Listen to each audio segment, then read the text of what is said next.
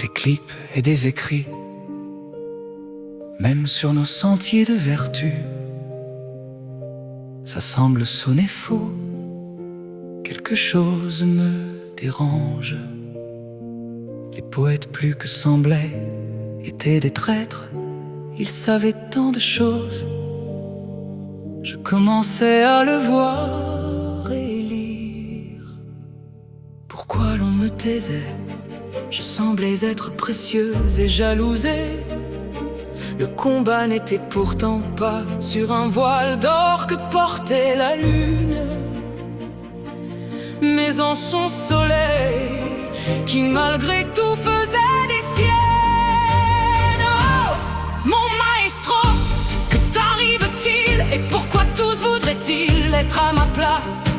Un des fils d'Adambis savait assez bien parler, même face au diable, comptait garder la muse. Tous semblaient se disputer pour elle, était-elle riche à ce point? Pourtant pas. Seul l'amour elle possédait dans sa vertu. La posséder y était tant un mystère. Croyait-il qu'elle allait les faire, bon Dieu, là où le diable les attendait dans la grotte, mais où lui aussi faisait des pressions. Et tous attendaient qu'elle s'expose.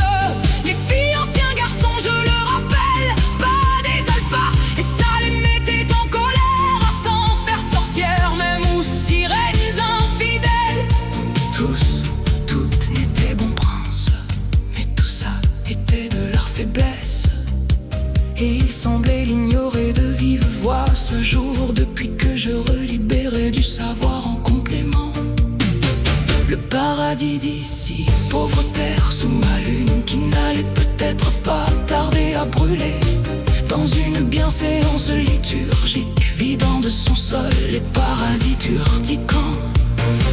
Les gourmands qui poussaient d'un peu partout, par de quoi? Où mon double et moi, vois-tu? Regarde-les tous derrière les lucarnes, curieux et oubliant tout le reste où il fallait faire. Que la faiblesse, là où l'homme s'oublie, maestro, allait reprendre vigueur d'ici peu. Quand bien même je ne voyais pas pourquoi il était nécessaire de s'étendre un cœur.